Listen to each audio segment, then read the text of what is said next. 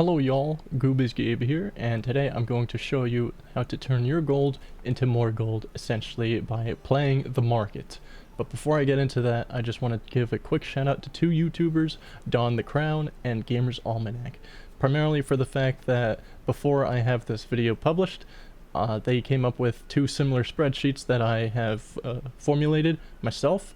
But yes, just a quick link to their descriptions down below.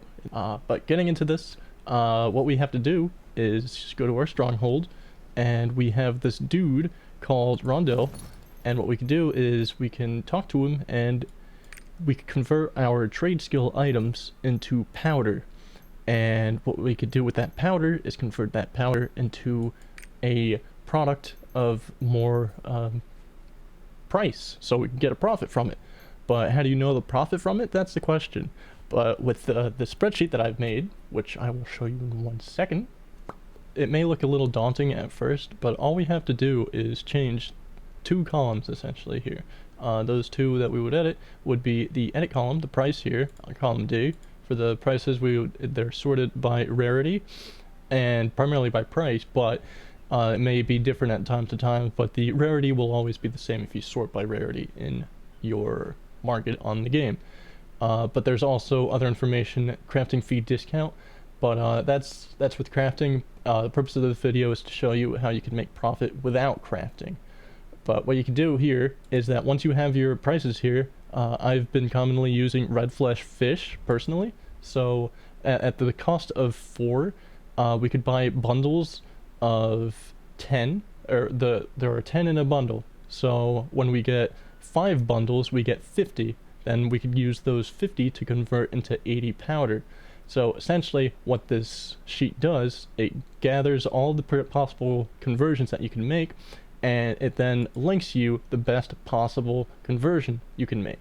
So when you click on this, it takes you to another sheet, which links it to the specific cell for that conversion, and then it has everything else over here hard-coded, essentially like your conversions, your remainder, your total powder. Those are always going to be the same, but the calculations are always going to be driven based on what the cost of each item is. So as you can see, the bundle cost and the result price.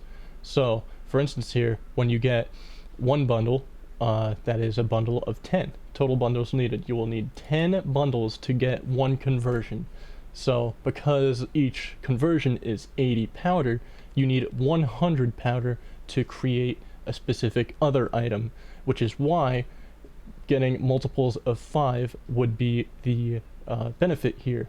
Because if you could see here, if you just did one conversion, you would actually lose money, but if you did it 4 times, you would actually get your maximum amount each time. And when you do 4 conversions, that would be 400 powder, which is a multiplier of 50 of the bundles that you can get. So doing this in multiples of 4 conversions would be ideal, since as you can see here, the 8 as well is 104. Then when you go for 9, you lose money. So let's take care of a live example here.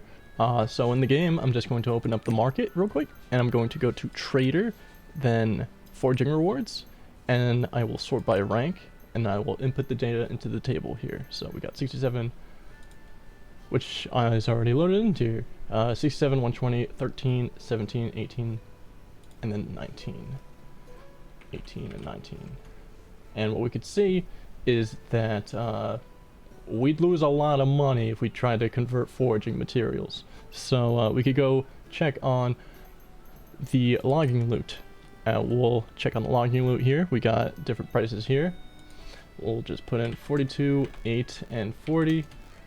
And we actually will have a profit in terms of converting the tender timber into timber. You could do that actually, I will show you in the game real quick, from just going back to Rondo, and we will be able to convert tender timber to timber. However, as you can see, you'd only really get a profit of 2 each, so personally I wouldn't really go for this. We want the big thick numbers, so we look into this L column here to see if there's any sort of profit to be made, which is actually noted here. But let's go back to the game, and we will check our hunting loot. We will see hunting loot, and we will sort by rank once again. And this one is typically, there's always typically profit to be made unless someone else is doing something similar. So we'll just put in our data, 55, 8, 9, 45, 55, and then 60. Fun note, if you have hunting crystals, if you find any sort of crystals that are less than either of the rare materials, I would recommend buying them, because you can convert them to those rare items at a city processor, which has the same icon as the trader here. Let me just move over real quick. It has that little crystal icon, the resource exchange. But going back here, we could see that if we were to buy tough leather, as you can see, tough leather, if we bought tough leather, we would get a profit of 20. So I will do that in the game real quick. I will buy tough leather. There's 48, so that's pretty neat. So I'll buy 48 of these at 8. And I will check my mailbox. I will see that I have the total price of this was 384. So we'll remember that. We'll accept all, and then we'll go over to the converter, and I will convert all of my tough leather into powder. So we'll just do a whole bunch of them. If I actually had bought another 5 stacks, I would be able to round this up to 1,200 for a perfect conversion, but that's all fine and dandy. I'm just doing this as an example. So once we convert it, we will have a total of 1,160 powder, which is a little bit more than what was displayed, because I already had some. But what we could do is then, since the we can go back to what we documented, the 𝐒𝐿𝐏𝐃𝐄𝐃𝐄𝐄𝐓 meat, we will still get a profit of 20. So when we were to convert this, we'll just convert to the max. I mean, granted, they say in your investing, don't put all your eggs in the same basket, but in this case, you want to put them all, you want to dump them all in the same basket, because this is where the money is, and essentially this is where the demand is. The most profit can be made here. As a matter of fact, if we were to try to convert it to the other, you would actually lose money. But we'll just go on and convert. Oh, I'm sorry, didn't show that, but we essentially went to 𝐒𝐿𝐏𝐃𝐄𝐃, and then we just exchanged and just typed in 999 to put in the max. And right now, as you can see, we got 110, which we could sell in stacks of 10. So we will add item, we will sell, we had 110, so I'll put in 110, well, 11 actually. And if we were to put it at 54, we will see that we have a total price of 594 is the sort of profit that we would have. Also, fun fact, if you were to list it at 3 days, that would be significantly better than listing it for just 1 day, because of the fact of the matter is, the longer your listing is in the auction, the better chances. Essentially, your item is in queue, and when other people go put their items ahead of you, they're behind you. So your queue would be first, and all your items would be sold first before theirs, even if they put it on for 1 day or so. So essentially, once we list that, we would make a profit of 594 from selling that. But we take away our cost that we've had before, and that total before was 384. So if we took what we would supposedly get from, if all these sells is 594, we would have a profit of 210 gold by doing absolutely nothing but just talking to this dude, Rondo, the homie, and converting. Just doing a simple, investing a little bit of time to get quite a substantial return depending on the size of your investment. But that's pretty much all I really wanted to show you today. Granted, on the spreadsheet, there are a few other tabs here if you want to do certain crafting. There's also market history.